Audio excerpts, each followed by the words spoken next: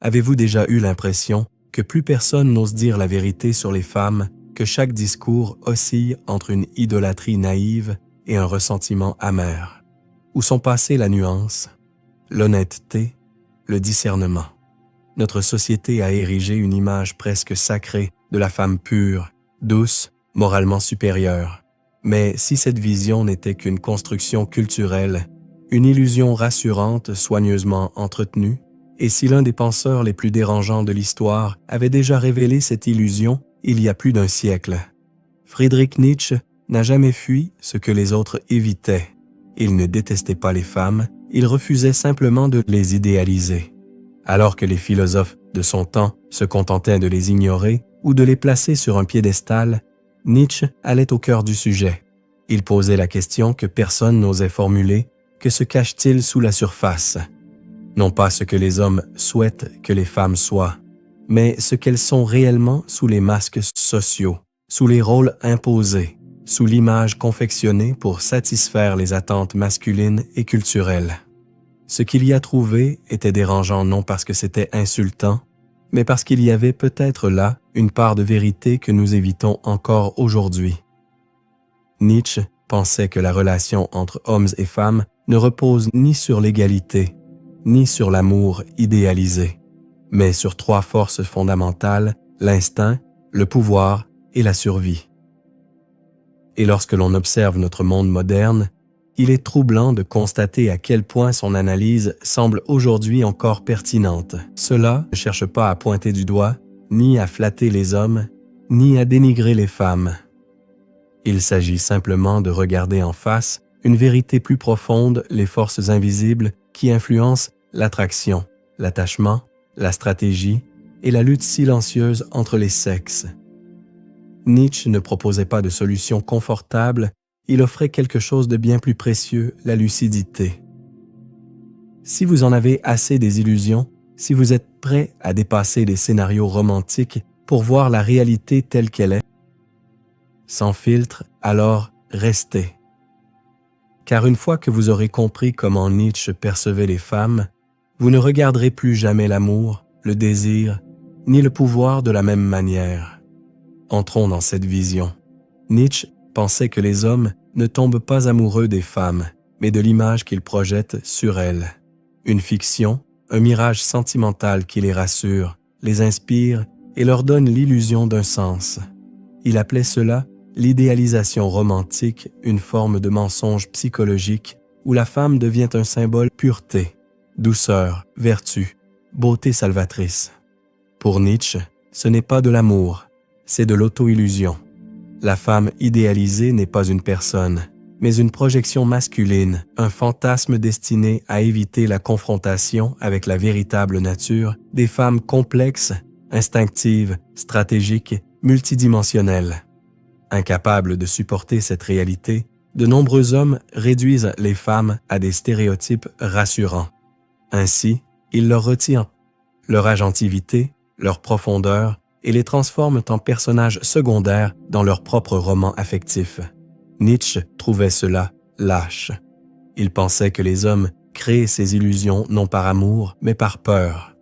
Peur de la femme indépendante, peur de la femme qui n'a pas besoin d'être sauvée, peur de la femme qui ne cherche pas leur validation. Alors ils appellent leur peur romance et leur aveuglement amour.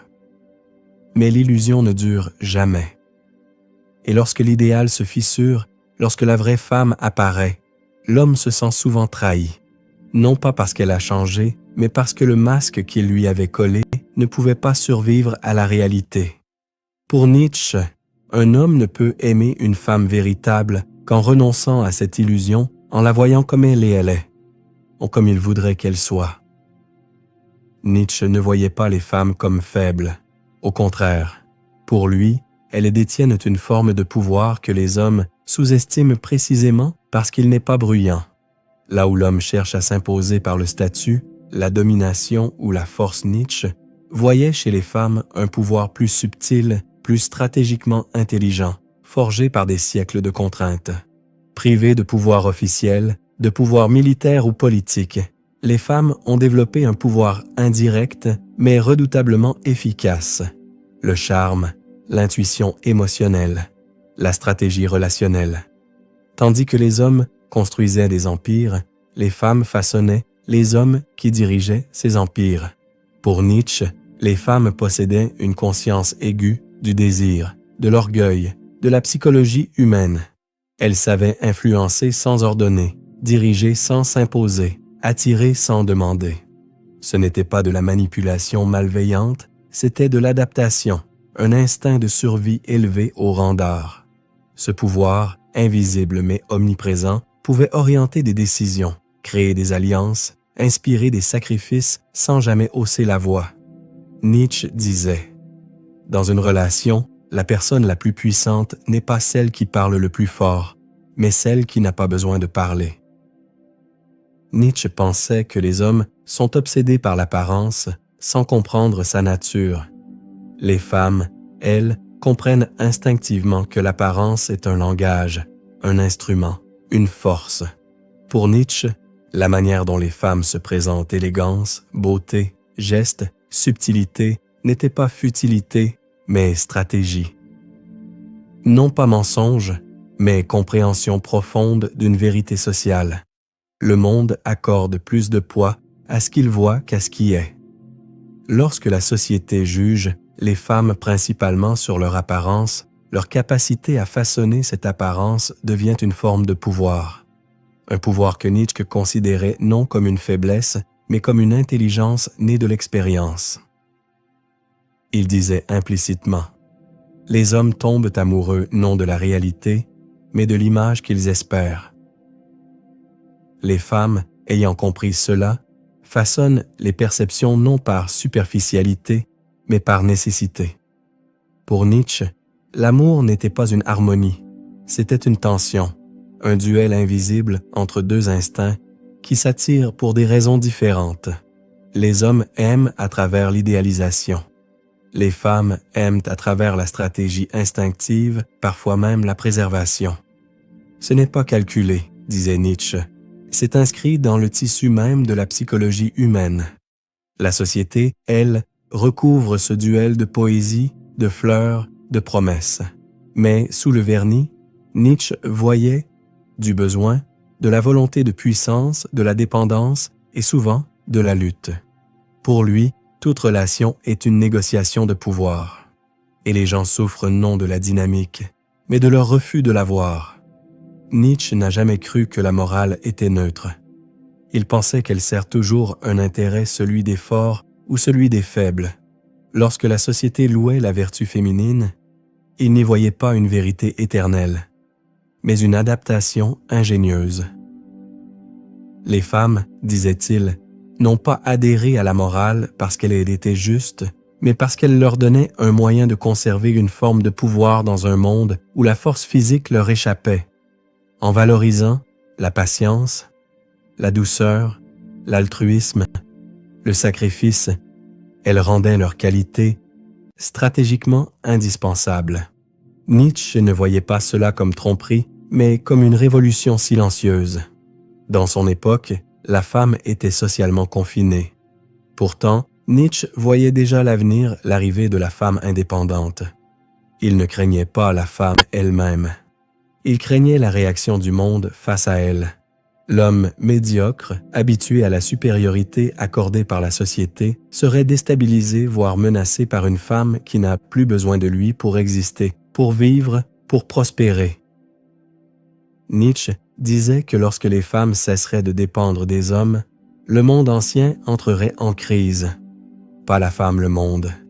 Il voyait dans cette libération non pas l'harmonie, mais la rupture.